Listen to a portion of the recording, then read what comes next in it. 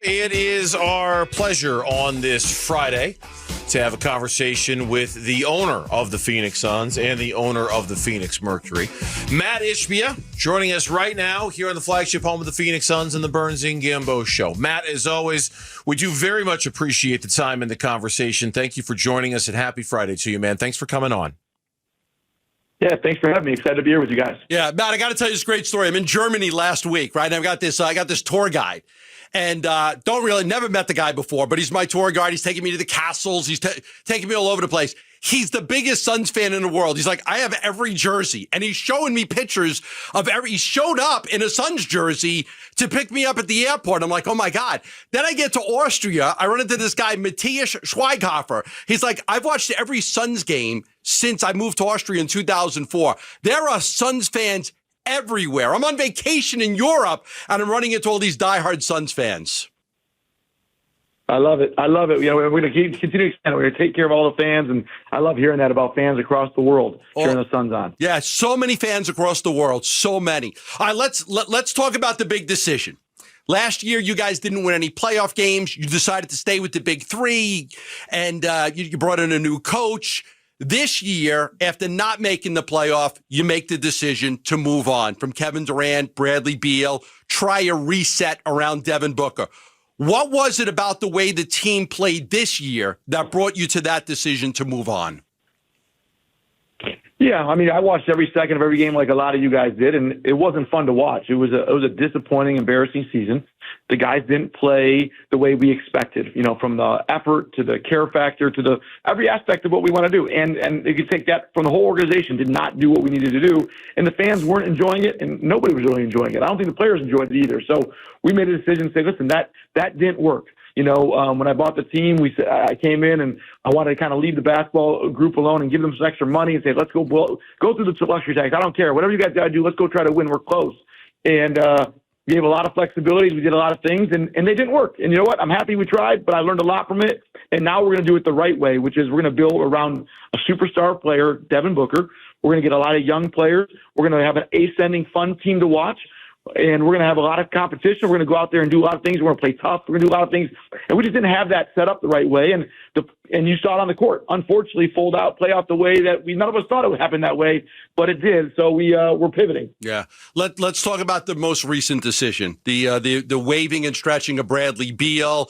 I totally agree with it. I think it's what you guys needed to do to kind of move forward. It does get you under the apron. It unlocks a lot of options that were not available to you before. Can you talk about those options, how you may benefit from them, and then, you know, why you don't believe that pushing money down the road is going to impact your ability to put together a competitive team?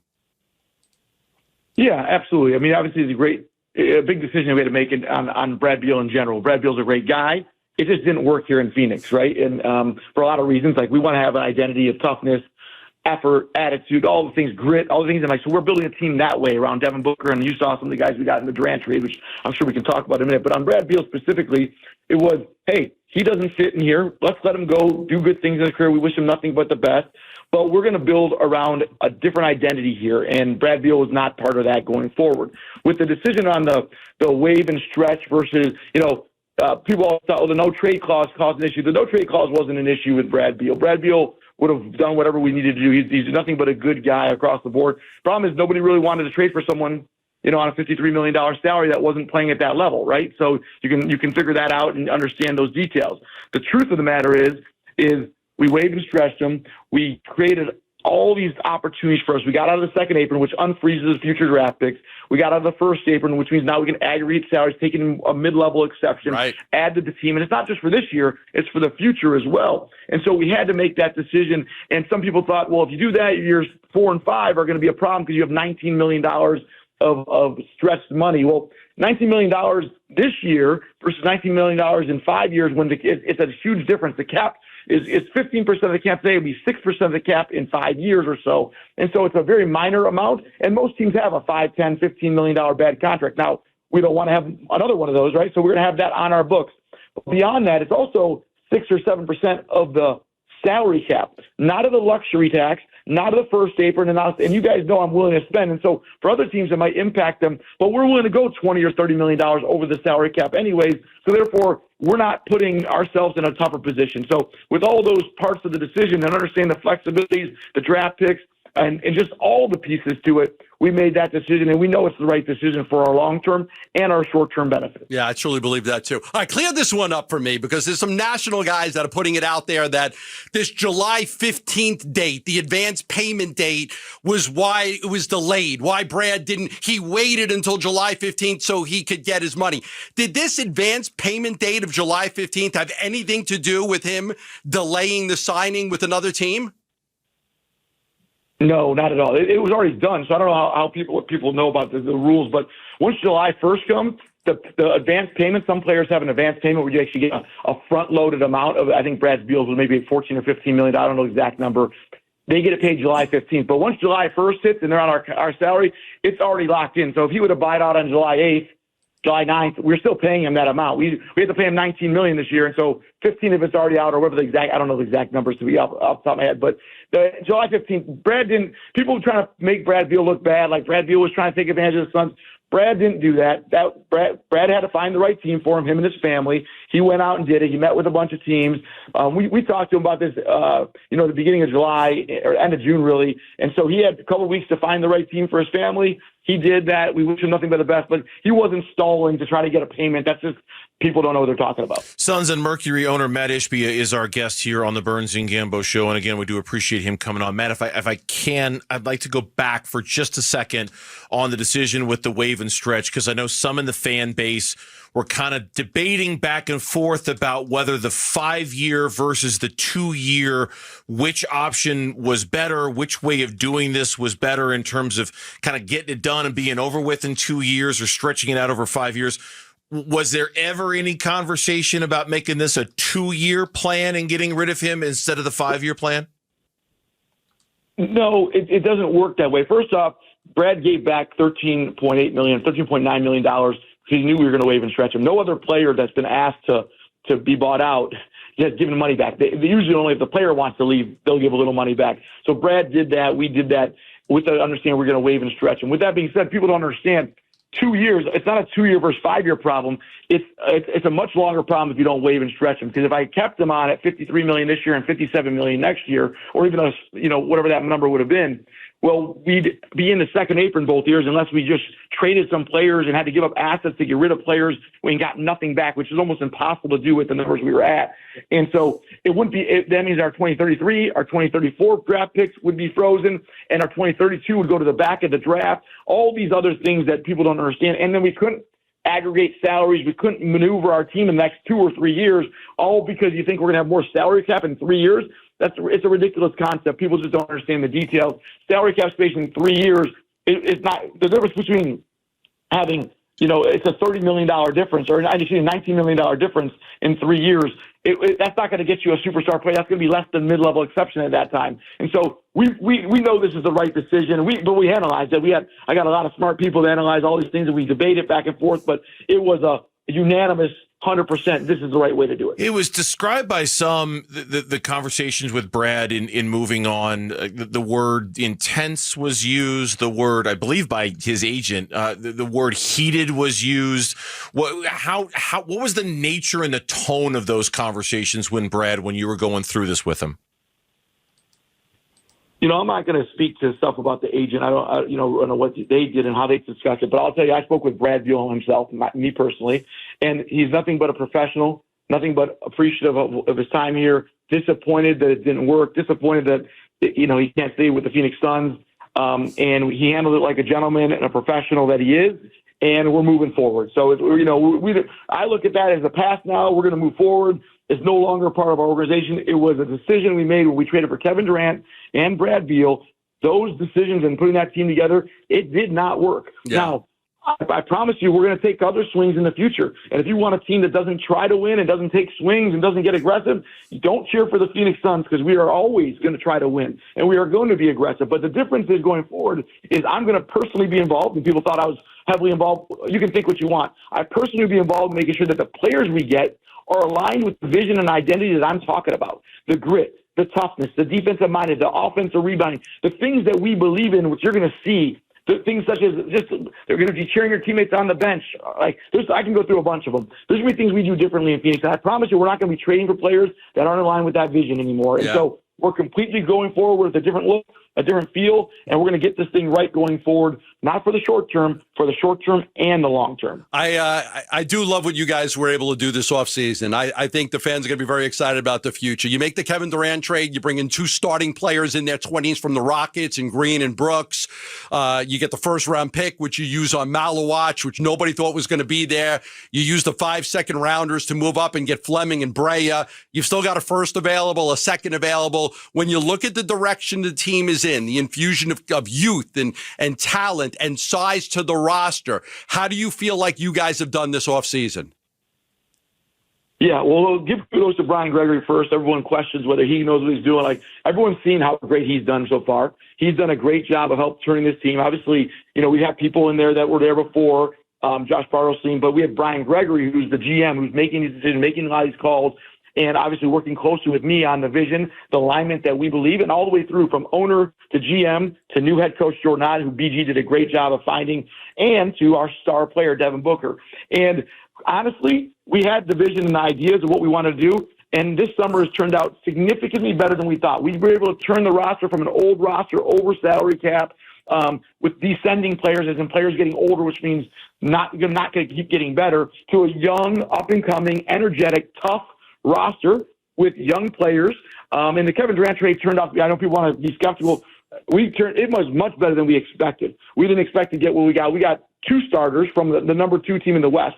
One is a tough, gritty guy, Dylan Brooks, a leader. Everything we believe in Phoenix is what Dylan Brooks represents, right? And then we got the number 1 scorer, 23-year-old up-and-coming, ultra-talented, played all 82 games. I think he actually played 185 straight games in Jalen Green, and like a guy that shows up every night to play. We got both those guys along with an 18-year-old Kaman Malawach, who we were excited that he was there.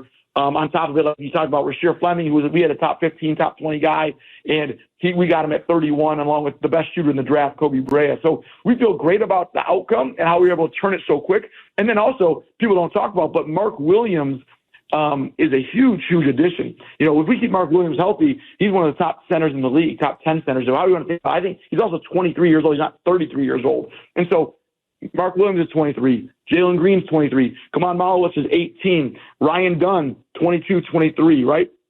You think of these guys, and you got Booker and Brooks. We got one of the younger teams in the league, and also we had a size issue last year we talked about. We are now, based on the data, I think we are the longest, as in the biggest team in the NBA right now, with Nick Richards, Oso, Malawach, Mark Williams, but then also Rasheer Fleming, and then just, we don't have any little guys besides Colin Gillespie, and he's a great little guy, by the way, but most of our guys are 6'4", 6'5", 6'7", 6'9". That was a huge problem for us last year. And if you watch the NBA, those are the teams that are winning. A lot of size, a lot of athleticism. We just didn't have that.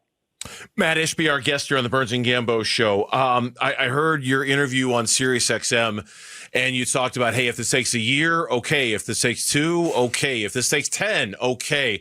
How comfortable are you with kind of a different timeline that you're working now as the owner of the Phoenix Suns, in knowing that this might not happen overnight for you guys anymore?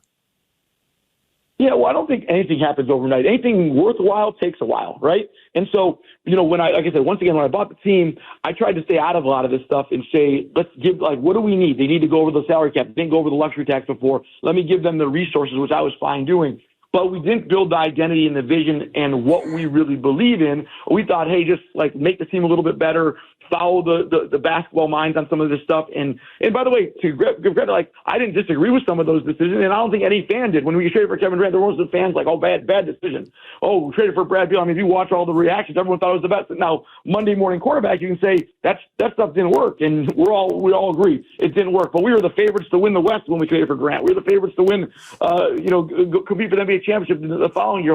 People believed in it. Everybody thought it was going to work. It didn't work. And now I see things differently, which is we're going to have a type of team that's and we're not trying to win it tomorrow. We're going to always try to win, but we're going to try to do it the right way, which means build around Devin Booker, because you have to have a franchise player and a superstar to win an NBA championship, and we have that in Devin Booker. And we saw with Tyrese Halliburton and Shea, but really just talk about Indiana, he's their star player, and Devin Booker, Tyrese Halliburton's a great player, but Devin Booker is right there, if not above those types of players. And it's like, how do we put Devin Booker with the right people around him? The toughness, the defensive minded, the size to protect around the rim, the lob threats, some shooting. Like, how do we put the right things around him to build a championship caliber team? And does it take 1 year or 2 years or 10? I don't know, but I promise you we're going to go in that direction with that identity, with that vision. And Devin's in for it. Brian Gregory's in for it, Jordan Knott's in for it, and I'm in for it. And the most important thing is I think the fans are going to love it when they see how our team plays. Yeah, as long as it's a team that's going to play hard every night, right? As long as the team can get down by 10 or 15 and not going to be down by 25. They're going to come back and fight. They're going to die for loose balls. They're going to do all the little things that make the fans get up and applaud. I mean, that's the type of team the fans want. I've had Gregory on the show. We've had Gregory and Ott on the show. I've been very impressed with both of those guys when they've had them on. I've been very impressed with them. I'd like to get Mateen Cleaves on as well. You just added him.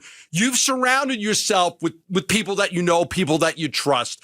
Talk to us about why that's important to you, to have people that have a similar vision in how you want to take this and where you want to go with it. Yeah, well, that's like in any business, right? So when you come into a business, like, we handled it a little differently. I believe, like we did with the Phoenix Mercury. Let's just talk about them, and I'll talk about the Suns now as well. When I bought the Phoenix Mercury, we were the worst team in the league. We said, okay, let's restructure this. We hired a new GM, a new coach. We got alignment with everyone from there on that side, and we were the worst team in the league the first year. Then we got better last year. Now we're the second best team in the league, and I think what we have is the coach of the year, Nate Tibbetts, along with a lot of great players, and we're going to keep building. That doesn't mean we're done. It doesn't mean we're going to win anything this year. We could have a bad second half of the year, but we are building in the right direction, and the fans love it. We're going to do the same thing with the Suns, and so we have to have people that believe in the same things. And so people want to say, oh, you hired a Michigan State guy. Well, first off, I never met Jordan Knott. That's Jordan Knott's not, I look at Jordan Knott. He's an NBA guy. He's been in the NBA for a long time. Brian Gregory was in the NBA for us, but he's also a coach.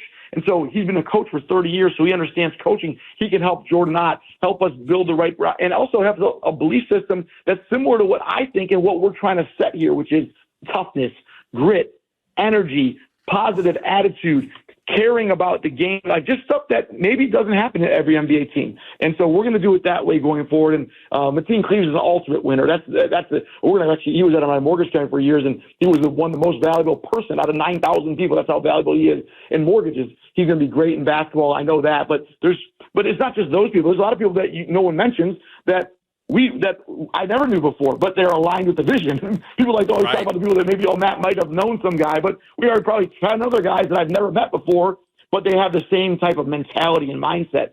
So they're on our organization too, and we're going to go out there and try to compete. And like I said, the fans will enjoy watching this team compared to the last 2 years. Yeah, they definitely will. I believe that. I'm very excited about the future. I got to ask you about the Mercury. I mean, one of the best records in the WNBA. Massive changes to the roster. Nate Tibbetts might be the coach of the year. Why do you think the Mercury were able to turn it around so fast this year?